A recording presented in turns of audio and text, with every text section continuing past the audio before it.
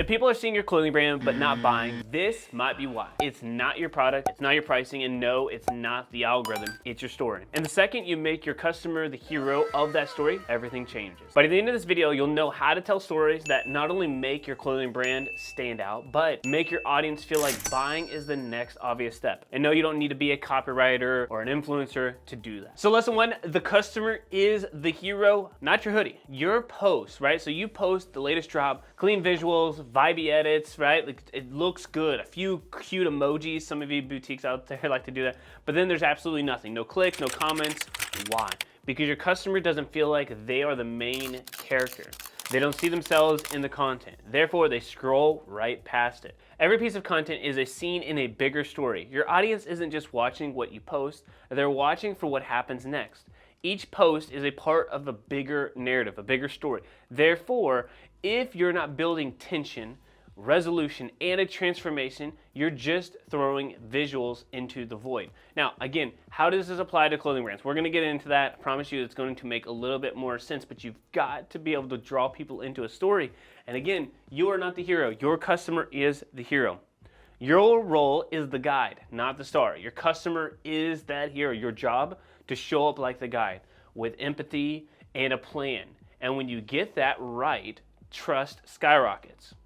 Hey, so I just want to say a quick hey, howdy, and hello. My name is Aaron, and alongside my business partner, Christian, we built this channel for you, clothing brand owners. Our goal is to give you the tools to build a profitable clothing brand that could change your life and your family's future. Now, if you found any value in this video so far, please give us a nice little like and subscribe. It is 100% free. It really does help grow this channel. And P.S. if you do this in the next 3 seconds, I will share with you my favorite song right now. Your Way is Better by Forrest Frank, mostly because my kids are just playing it for the last 3 months straight. So, all right, so I want to share with you guys the WARM framework. W is for the who, A is for agitation, let's call this the problem, okay? R is for resolution, and M is for mission. Look, so if you're watching this and thinking, my brand has a story, I just don't know how to tell it, you're in the right place. Keep watching. This next story might feel exactly where you are right now. So the W, who is this for? A, what is the real frustration? What's the problem? There is no good story out there without an actual problem. So what's the real frustration? The R, how does your product resolve it? M, what's the deeper mission or transformation? So one boutique we worked with was doing roughly about 5 figures per year. They were posting outfits, flat lays, cute photos. Honestly, they were doing some cool like on the rack type of stuff. They thought they were doing some storytelling, but then they started to actually tell stories and position their customer as the hero and actually solve the problem for these people and tell their stories about their customers and about what the pieces actually meant, about how they made the women feel. Therefore, within 18 months, they scaled this brand to over $2 million per year. The same clothes, the same platform, the same story. And I see this actually a lot too. So there was a guy, and I read this in an article. It was like I don't know, he's like some 55-year-old guy. And what he did was he created 2 listings, and it was, I don't know exactly what he was selling. It was like maybe 2 lamps. One lamp, it was just giving the details of what the lamp is about, and or like it was a table lamp or whatever it was. And then the other one, he went into specific details about how this lamp was passed down from one family member to this family member to another family member, and like how it had very custom like engravings, and like it was just very detailed. And this one over here, like lamp 1, if you will, no story, so it was like $9. This one over here sold for like $300. Same thing here, right? So the same clothes for that boutique, the same platform, all it is just a different story. Look, y'all, if you're looking to get more clarity on why your clothing brand isn't growing like it should be, you can schedule a free strategy call with us. Just pick a time on the calendar that works best for you. The link is in the description down below. The spots are limited, but go do that for yourself, for your business right now. All right, so there was a brand that we started working with out of California as a women's clothing boutique. We solved a problem that they had in the denim space. So they sold a ton of different things, like most boutiques. They finally narrowed down, niched down into what they served their audience best, and it was more of an evergreen product, meaning it could be sold over and over again throughout the whole year, and that was the denim line. Now this brand, when they finally sold, I think they sold it for a little less than $10 million. Their final month working with us, they did a 7-figure month, which was awesome. but it wasn't always amazing. Actually, what the problem was, they just had, like most boutiques, just kind of the churn and burn, just kind of constantly going through this kind of cycle of too much inventory, not able to sell it, not able to market it, until we found, basically, we're able to tell a better story through the denim and how women should purchase it. So let me break this down for you. So there's a character who we're going after, right? A woman who loves fashion. She wanted to look good, she wanted to look cute, but then they were a couple of things, right? So how do we go into the warm side of things, the agitation? What's the problem? The problem was this person dreaded shopping for jeans. Now, you have two different types of problems. So the external problem here, jeans fit her body type, right? There was a big problem here. So agitation was the problem that they had was that the jeans did not fit. It's an external, I would say, problem that they had. Jeans don't fit her body type. What's an internal problem? She feels uncomfortable, unseen, and self-conscious. So the internal problem, unseen, self-conscious. Everybody else is in shape. They got it all figured out. They all look cute. They all look great in those jeans. And you have one other thing that you have to understand too with these problems, right? So it's kind of like a 3 layers deep, if you will. So you have, like I said, external, you have internal, and then we'll go to the philosophical. All right, and so the philosophical problem here is that fashion shouldn't require pain or compromise. Basically, she was working really hard to try to find something that worked well for her, that actually fit, that made her feel good, that made her stand out, made her actually feel seen. All right, so what did we do? How did the brand that's out of California, how did they solve this problem? So this California brand understood the frustration. They saw hundreds of women with the same complaint. What was their plan? Stretch denim with high recovery, sculpted waistbands, and a soft touch. Their content showed women moving, dancing, laughing. Okay, you actually see this a lot with the Perfect Jean. They're actually using something right now with Truett Haynes, who has been kind of going viral, at least in the running community. I run a lot, so I just maybe see his stuff. Maybe you have. There's a guy running very fast marathon times in jeans. He ran the Boston Marathon, then ran to Eugene, and he's doing it all in those pieces of denim. Same kind of thing that we were doing here, just showing real case scenarios of the women's moving, dancing, laughing, and just enjoying themselves. So then they had a call to action, because you should be very clear. The jeans are designed for your body, not the other way around. And then we talked into the philosophical side of things, avoiding the failure, right? Stop wasting money on jeans that stay in the closet that you never wear, or buy them because you say, I'm gonna make this happen, which we don't have to go philosophical in this situation. Like, I'm all for buying a pair of jeans because you wanna, lose weight or get in better shape. That's fine. But that wasn't the point we were making here, is that like you shouldn't keep those jeans in your closet. You should actually be wearing them, and we solved that problem. These women didn't just like the jeans, they looked in the mirror and felt seen. Like someone finally designed them for them. The ad was very simple. Like I said, we were showcasing what they actually wanted to do. So dancing, spending time with family, moving around. A lot of squats were done. The one image that actually worked, or more so a GIF that actually worked and made the most amount of money, was just literally somebody in a GIF just squatting and stretching in the jeans. That's it. All I did immediately caught people's attention, and then the product page hit on these types of things to help with the storytelling. There's also another brand that I want to make sure to be clear about, because I think the overarching theme here for storytelling is that also mission moves people. You run into the same situation where if you have a bigger mission, a bigger purpose, a lot of people will gravitate towards you. I see this a lot with Christian clothing brands because they have a deeper purpose, a different meaning, their belief system, and so they get people who are interested because of that. The problem is most of those clothing brands still follow the same guidelines as everyone else, which is that they lack the storytelling, they don't have a product that actually stands out, they have nothing that differentiates themselves. Except for, there was a boutique, actually in a small town in Kansas, so shout out to all my Kansans out there. So this boutique, what they did is they stopped saying and sharing more about the clothes, and they actually talked more about the mission. And as a byproduct of the mission that they were going after and helping people locally and nationally, and I think even internationally to some extent, they were able to tell a better story. And as a byproduct, they sold more clothes. They created series through live selling. They actually showed their face so people could, I would say, resonate with them.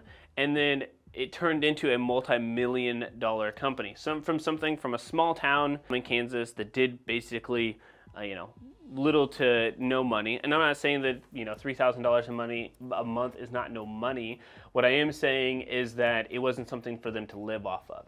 Now, it not only provides for their family, but their mission. And like I said, they not only do stuff locally, but internationally as well. Again, going with the character, a woman. So in this instance, it was also a woman shopping for style and encouragement. What was the problem or the agitation? External. She wants clothing that flatters her, like most women, right? So now some people will try to sell clothes because they have a bigger purpose or a deeper mission or something like that. And at the end of the day, it's actually, most people are still going to buy clothes for themselves. They, again, are the hero here. And as a byproduct, for example, like Tom's shoes. If Tom's shoes were not good, people would still not buy them. Even if you gave a pair away, there's a very small percentage that would turn this into a hundreds of millions of dollars, billion-dollar company. The same thing here. You've got to go back to who is the hero. Now, they have internal problems as well, right? This person feels like she's losing touch with her values. We could probably go even deeper on this point, but I will tell you, it's much easier for you to compete if you focus on internal problems than you do external problems, because most people only talk external. Now, what's the philosophical side?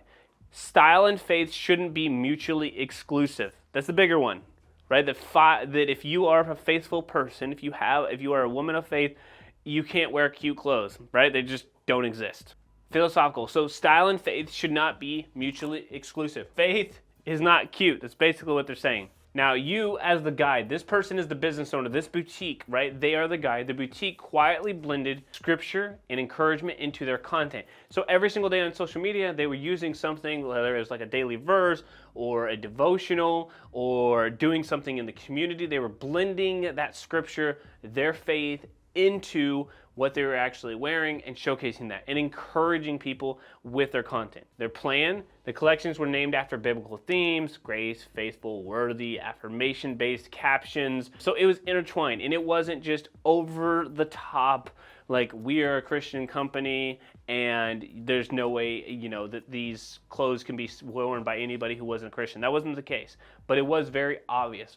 I always go to the example of In-N-Out Burger. So like they're very subtle with the things that they did. They always have inside of the wrappers, and you can see them now, at least if you're based in the US. They have scripture inside of the wrappers. They have them on their cups. They have it on certain products that they originate with. And it's been from the very beginning of the company that it was intentional, but not over the top. The same thing here. If you were a faith-based person for this clothing brand, you were gravitating towards that brand. They did something that I think was, again, made this work. They had a great call to action. Wear your faith, feel the strength, right?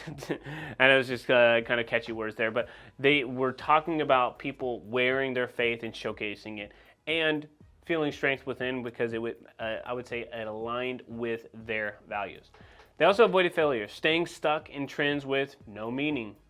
I think the biggest thing here that made them successful is that their audience didn't just buy, they actually belonged to a community. They were using Facebook groups at the time. They've also moved to Comment Sold. Shout out if you're doing any type of live selling, you should check out Comment Sold. There's also a link in the description. I believe you get some like white glove type of experience if you go that route. But if you are jumping into the live selling experience of the world, this brand in particular did very, very well with it, and I know a lot of people do as well. Their brand became a safe place, and more so, I would say, for them, it was the level of a ministry that they created. Storytelling breaks trust. So there was a brand, it's out of Nashville. We actually did not end up working with this brand. Hopefully we will in the future. But one of the things that they reached out to us for is because they had been doing storytelling in the sense that they have been creating a ton of content. They had a product line, but it was just so inconsistent. They never actually had a problem that they invited somebody into. They never positioned themselves as the guy. They positioned themselves as the hero, and nobody bought in. They did one drop. I think it made like $2,000. Drop two, delayed, no growth. Haven't posted since, so it's been like 90 days they haven't posted any content.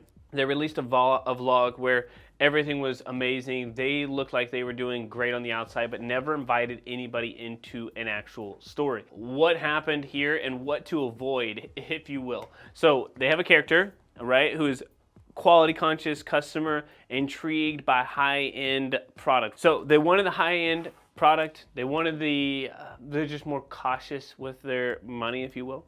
The problem is, for them, it was unclear if the brand is active or legit. That's a legitimate problem. So, external. This happens a lot. I actually get it for most people who are younger and just starting out. Maybe this is their first business. It's not a jab at them, but they want it to be so pristine. They want it to be so perfect. They want it to be represented in a certain way. And that sounds great until nobody understands that the brand is actually legitimate or active or not. So then you go through an internal problem. They feel disconnected. That person, the customer, feels disconnected and hesitant. And then you run into a philosophical problem. Brands should show up consistently and clearly. I think that everybody would agree to that you should be posting content consistently and showing up and be clear with your message.